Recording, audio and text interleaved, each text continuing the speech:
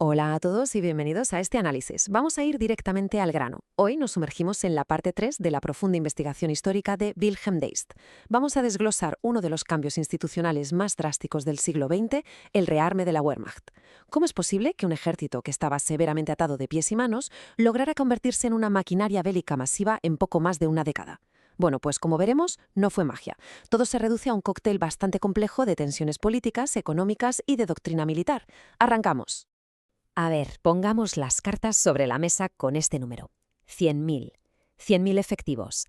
Ese era el límite exacto de tropas permitido para toda Alemania según las implacables condiciones del Tratado de Versalles. Imaginaos el panorama. Pasar de ser una superpotencia con ejércitos de millones de hombres a tener una fuerza que, francamente, apenas daba para vigilar las fronteras. Fue un choque monumental para ellos. Y claro, este es el punto de partida, y sin duda el mayor dolor de cabeza que definiría todas sus decisiones estratégicas durante más de 10 años. Para entender cómo orquestaron este escape estratégico de las restricciones de Versalles, vamos a dividir este recorrido en 4 grandes etapas. Primero, los años de aislamiento a la sombra de Versalles. Segundo, el cambio de rumbo con la doctrina de Groener. Tercero, cómo la crisis chocó con la política militar. Y cuarto, el desenlace con el Pacto de Blumberg. Una aclaración rápida para asentar las bases antes de meternos en materia. Es clave separar estos dos conceptos que a veces se confunden. Por un lado tenemos a la Reichswehr, que era este ejército pequeño, restringido, pero hiperprofesional de la República de Weimar. Y por otro, la Wehrmacht, que ya son las fuerzas armadas masivas, modernas e industrializadas del Tercer Reich. Nuestro objetivo hoy es precisamente entender cómo se construyó ese puente institucional entre ambas. Así que vamos con la primera fase. A la sombra de Versalles, el aislamiento. Fijaos, una cosa tiene que quedar clara. Este rearme no ocurrió de la noche a la mañana ni por asomo. Fue un proceso lento y muy orgánico impulsado por 4 líderes clave, y cada uno tenía una estrategia radicalmente distinta a la del anterior. Hablamos de Hans von Seeckt, Wilhelm Groener, Kurt von Schleicher y Werner von Blomberg. Cada uno de ellos aportó su propia visión sobre cómo debía encajar el ejército dentro del Estado para garantizar básicamente su supervivencia. Empezamos con Seeckt. Y bueno, su visión era particular. Él consideraba a la República Civil casi como un estorbo, una anomalía temporal. Su ideología era clarísima. Quería equiparar a la Reichswehr con el Estado mismo. Para él, el ejército lo era todo. Así que, ¿qué hizo? Pues buscar proteger a los militares de la política civil a toda costa. Esto implicaba recurrir a operaciones clandestinas ilegales y aislar por completo a su cuerpo de oficiales para intentar burlar a los inspectores internacionales. Pero claro, sobre el papel la doctrina de Seeckt podía sonar muy firme, pero la realidad táctica era literalmente desoladora. En 1924, Joachim von Stuhlnagel hizo un inventario, y los números eran de risa. Solo tenían 7 divisiones, y lo peor de todo, munición suficiente para luchar durante 1 hora. Sí, una sola hora. Plantear una guerra convencional en esas condiciones era un imposible absoluto. Así que la institución militar no tenía más remedio que depender de escenarios casi fantasiosos, como tener que usar tácticas de guerrilla o rezar por un levantamiento popular espontáneo en caso de invasión. Y esto nos lleva a la segunda fase, la doctrina de Groener, integración y realismo. Y aquí es donde la cosa se pone realmente interesante porque vemos un giro de 180 grados. Mientras Seeckt vivía obsesionado con operar en las sombras y mantener a los militares aislados, el nuevo ministro de Defensa, Wilhelm Groener, dio un puñetazo en la mesa y exigió todo lo contrario. Integración política total. Groener era muy realista, entendía que una guerra industrial moderna necesita una cantidad absurda de dinero que solo el gobierno puede dar. Así que su trato fue sencillo. Los militares debían tragar su orgullo y aceptar subordinarse a la política civil a cambio de asegurarse ese presupuesto estatal. Y bueno, esa nueva mentalidad pragmática de Groener se tradujo rápidamente en dinero contante y sonante. El resultado directo fue el primer programa de armamento en 1928. Ya no hablamos de pequeños proyectitos secretos ocultos en el bosque, no. Esto ya era planificación burocrática multianual seria. El objetivo era levantar 16 divisiones, y esto requería un esfuerzo financiero brutal de unos 350 millones de marcos al año. Por fin, sus ambiciones militares empezaban a tener un respaldo económico real y estructurado. Aunque, a pesar de este baño de realismo en los presupuestos, el alto mando seguía un poco en las nubes respecto a las tácticas. Fijaos en esto. En un juego de guerra de 1928 dirigido por Blomberg, la simulación planteaba un ataque polaco. ¿Y cómo resolvían su enorme inferioridad militar? Pues básicamente con pensamiento mágico. Asumían que la Sociedad de Naciones intervendría inmediatamente para parar la guerra, y que luego, de la nada, la Unión Soviética atacaría Polonia, permitiendo a Alemania lanzar una contraofensiva victoriosa. Una ilusión total que demostraba lo difícil que les resultaba aceptar su debilidad operativa real. Pasamos ahora a la tercera fase, crisis y política militar, o lo que podríamos llamar el estado guarnición. Para seguir creciendo se aprobó el segundo programa de armamento, pero ojo a la factura. El coste saltaba de los 350 millones anteriores a una horquilla de entre 400 y 800 millones de marcos anuales, una barbaridad. Y claro, el momento no pudo ser peor, porque se toparon de frente con la Gran Depresión. Este colapso económico mundial amenazaba con hacer trizas estos planes faraónicos antes siquiera de que la tinta se secara en el papel. El impacto en su infraestructura fue absoluto. Las poquísimas empresas autorizadas para fabricar armas estaban literalmente asomándose al abismo de la quiebra, y al verse acorraladas empezaron a imponer precios de monopolio y a exigir rescates masivos al Estado, y para evitar que esta cadena de suministro vital se rompiera, los altos mandos militares tuvieron que cruzar una línea muy peligrosa. Empezaron a meterse de lleno y de forma directa en la política económica del país. Y es justo en este ambiente de pánico donde hace su entrada Kurt von Schleicher. Con tal de blindar el presupuesto militar, Schleicher se convirtió en un operador político en la sombra, ayudó a tumbar al canciller Brüning, impulsó el gabinete de Papen y empezó a lanzar demandas internacionales muy agresivas para exigir la misma cantidad de armas que sus vecinos. Incluso intentó utilizar a su favor los movimientos extremistas de masas que surgían en las calles. Su objetivo era, esencialmente, transformar a Alemania en un estado guarnición, un país cuya economía y política existieran solo para alimentar la maquinaria militar. Y así llegamos a la cuarta y última fase. El Pacto de Blomberg. El giro final. Como sabemos, los complejos juegos malabares de Schleicher acabaron fracasando, y eso dejó el terreno perfectamente despejado a principios de 1933. Es entonces cuando se sella un pacto crucial entre Adolf Hitler, el recién nombrado canciller, y el nuevo ministro de Defensa, Werner von Blomberg. Hitler fue muy astuto. Declaró públicamente a la Reichswehr como la institución más importante del Estado. Básicamente, les dio un jugoso cheque en blanco para rearmarse a la velocidad de la luz. El precio, que el ejército prometiera apartarse por completo de la política interna y dejar a Hitler gobernar sin interferencias. Y esto ilustra perfectamente el último gran cambio de doctrina. Si recordáis a Groner, su regla de oro era que cualquier movimiento militar debía tener una cobertura diplomática impecable y verdaderas opciones políticas de éxito. Pero Blomberg, ya con el respaldo total de Hitler, cogió esa regla y la tiró por la ventana. Optó por el rearme unilateral a las bravas. Cortó por lo sano cualquier conexión entre la expansión del ejército alemán y el sistema de seguridad de Europa. El resultado de todo esto fue dar un portazo diplomático brutal en octubre del 33. En cuestión de días, Alemania rechazó de plano el plan francés para estandarizar los ejércitos, se levantó de la mesa en la Conferencia de Desarme de Ginebra y directamente abandonó la Sociedad de Naciones. El mensaje institucional estaba cristalino. No iban a permitir bajo ningún concepto que hubiese observadores extranjeros ni normativas internacionales controlando su nueva maquinaria militar. Bueno, pues para cerrar este recorrido por la investigación de Deist sobre el periodo de entreguerras, nos queda una reflexión bastante profunda. Hemos visto paso a paso cómo la simple necesidad de supervivencia institucional y logística llevó a un ejército a ir desechando poco a poco cualquier tipo de prudencia diplomática. Así que os dejo con esta pregunta. ¿Qué ocurre realmente cuando un Estado decide desvincular por completo sus ambiciones militares de los pactos y acuerdos internacionales? Es un patrón histórico escalofriante sobre el inevitable choque final entre la ambición militar desmedida y la realidad geopolítica. Empecemos de lleno con este análisis sobre el rearme militar alemán entre 1933 y 1939. Es una historia fascinante sobre cómo una fuerza de defensa estrictamente limitada se transformó en un abrir y cerrar de ojos en una maquinaria de guerra colosal.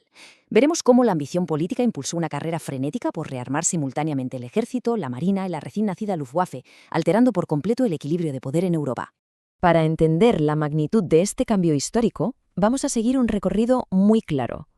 Empezaremos con la desesperada situación inicial en 1933, pasaremos al rearme del ejército y la expansión territorial en Renania, para luego dar el salto al rearme de la Armada y terminar con el faraónico Plan Z. 1. La situación en 1933. Un punto de partida, digamos, desesperado. En la primavera del 33, el estamento militar alemán estaba atado de pies y manos por el Tratado de Versalles. Hablamos de vulnerabilidades absolutas, sin apenas reservas entrenadas, con una grave escasez de oficiales y prácticamente sin armamento moderno. Y para muestra, un botón. Hay una evaluación del general Adam, jefe del Truppenamt en aquel momento, que es contundente. Describió la situación como desesperada, añadiendo que la munición disponible solo daba para 14 días de combate. Es brutal. 14 días. Esto nos deja clarísimo por qué entrar en cualquier conflicto se veía como un suicidio absoluto que había que evitar a toda costa. 2. El rearme del ejército, rompiendo las cadenas. A principios de 1933, con el radical cambio de escenario político, la cúpula militar vio su gran oportunidad. Era el momento de lanzar una expansión explosiva con un único objetivo en mente: hacer añicos las limitaciones de Versalles de una vez por todas. Aquí es vital entender un concepto clave de su doctrina militar, la diferencia entre un ejército de tiempos de guerra y uno de tiempos de paz.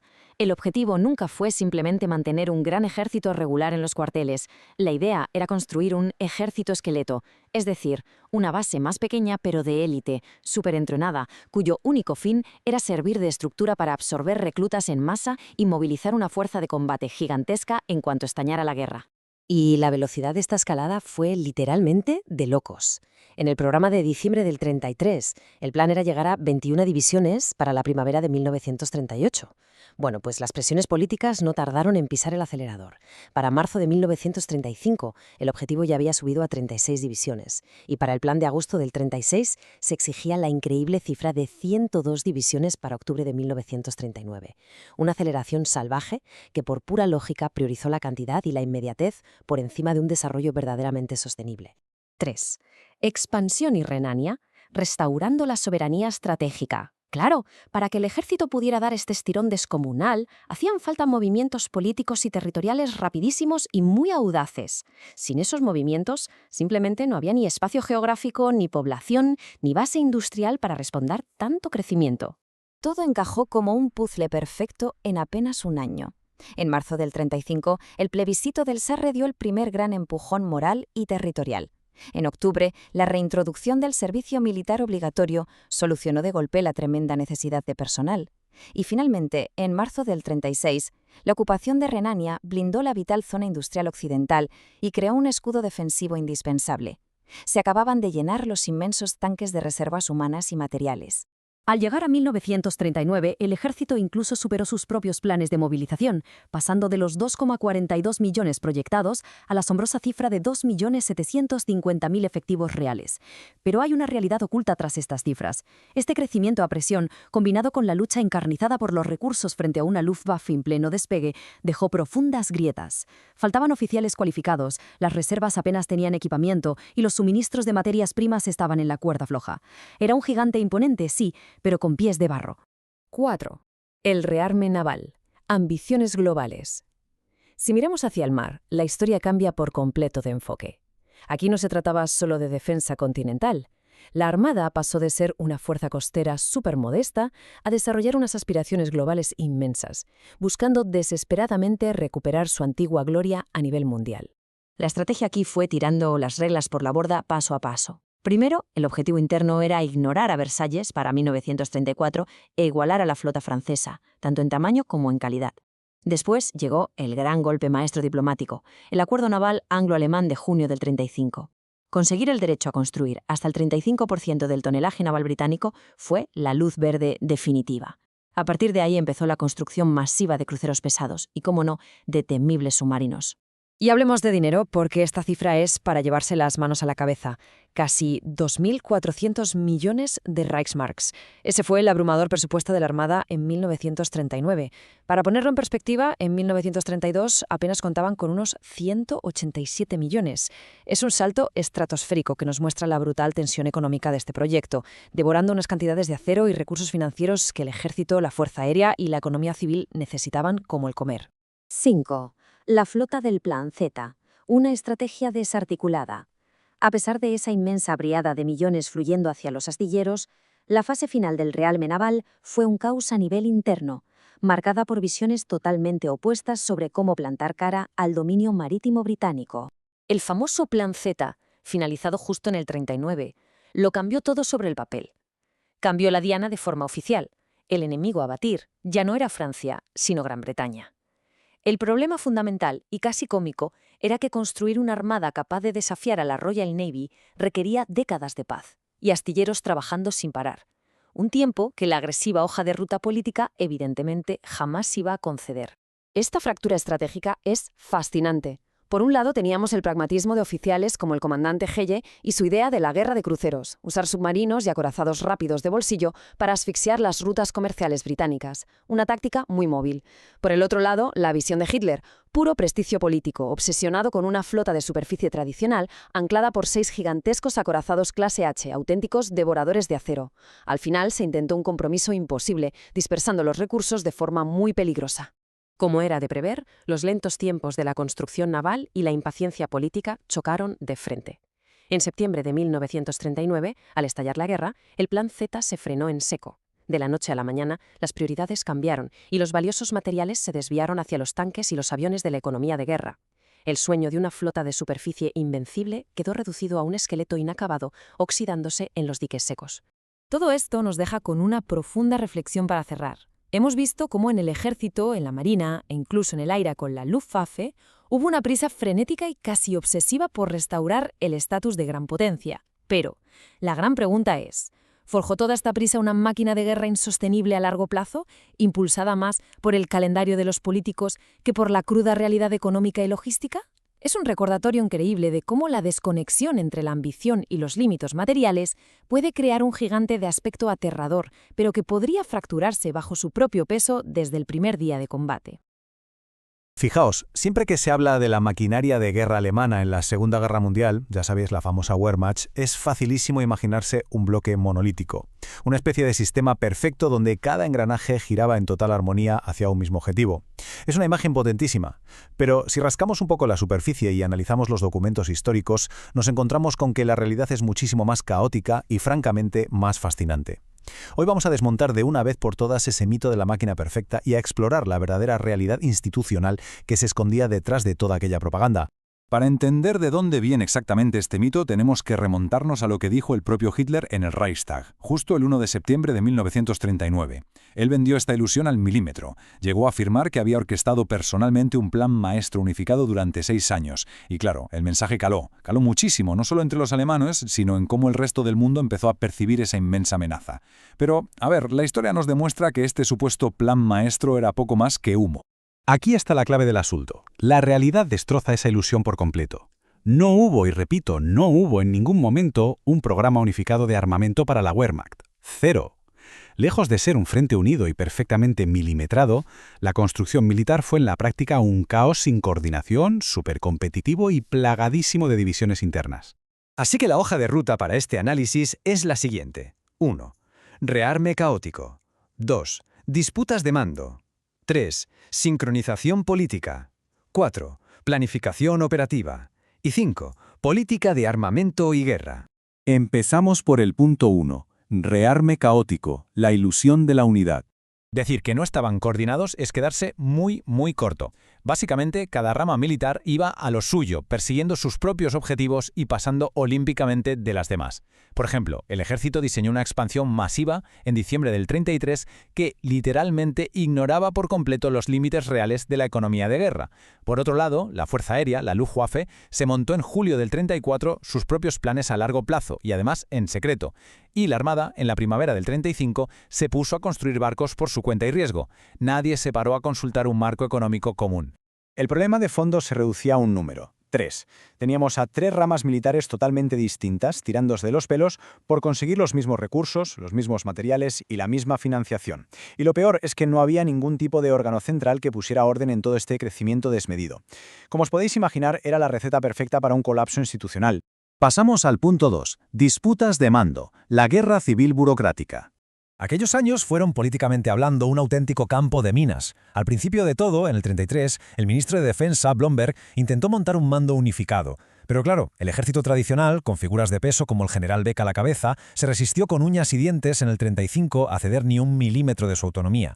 Todo este tira y afloja acabó estallando en la conocidísima crisis Blomberg-Fritz en febrero del 38. El resultado final, la cúpula militar fue apartada de un plumazo y Hitler aprovechó para asumir directamente el control absoluto de las Fuerzas Armadas. Había un choque brutal de visiones. Por un lado, el alto mando del ejército, los de la vieja escuela, exigían ser ellos los principales asesores estratégicos, manteniendo así su estatus intocable de élite. Por el otro lado estaba la oficina de la Wehrmacht, con líderes como Keitel y Jodl, que lo que buscaban era una estructura 100% centralizada y leal únicamente a las órdenes del dictador. Y ojo, esto no era una simple pelea de despachos, era una lucha a vida o muerte por decidir la filosofía misma de cómo se iba a dirigir una guerra inminente. Vamos con el punto 3. Sincronización política. La famosa Gleichschaltung. Este es un concepto que hay que tener clarísimo. Gleichschaltung fue un proceso totalmente sistemático y calculado. El nuevo Estado no iba a tolerar jamás un ejército neutral o apolítico. Así que, básicamente, forzaron a la institución militar a alinearse de forma estricta con la ideología del régimen, triturando sus valores más tradicionales y asimilándola por completo a través de juramentos de lealtad personal y muchísimo adoctrinamiento continuo. Lo verdaderamente alucinante de este punto es el contraste entre lo que se prometió y lo que acabó pasando. En el 34, Hitler aseguraba que el Estado se sostendría sobre dos pilares igual de importantes, el partido y la Wehrmacht. Muchos militares suspiraron aliviados, pensando que su independencia estaba garantizada. Pero claro, la realidad del 38 era que la Wehrmacht estaba totalmente subyugada y a la vez estaba emergiendo en las sombras una especie de ejército paralelo. Fijaos en el crecimiento descontrolado que tuvieron las fuerzas de las SS de Himmler. Es de locos. Empezaron en el 33 como una pequeña escolta, un grupito de guardaespaldas, pero en un abrir y cerrar de ojos, para el 39 ya contaban con cerca de 18.000 tropas superarmadas operando por libre. Para los generales esto fue un jarro de agua fría enorme. Se dieron cuenta de que la Wehrmacht había perdido su privilegio de ser la única portadora de armas en la nación. Entramos en el punto 4, planificación operativa, una estrategia secuestrada. La rapidísima evolución de estos planes de guerra, que por cierto codificaban por colores, lo dice todo. Inicialmente, el caso rojo del 37 era el típico manual tradicional, puramente defensivo frente a una hipotética amenaza de Francia. Pero nada, la estrategia pega un volantazo brutal hacia objetivos agresivos y muy políticos. En el 38, el caso verde ya preparaba un ataque sorpresa a Checoslovaquia. Y para el 39, el caso blanco ya no se escondía y hablaba directamente de aniquilar a las fuerzas polacas.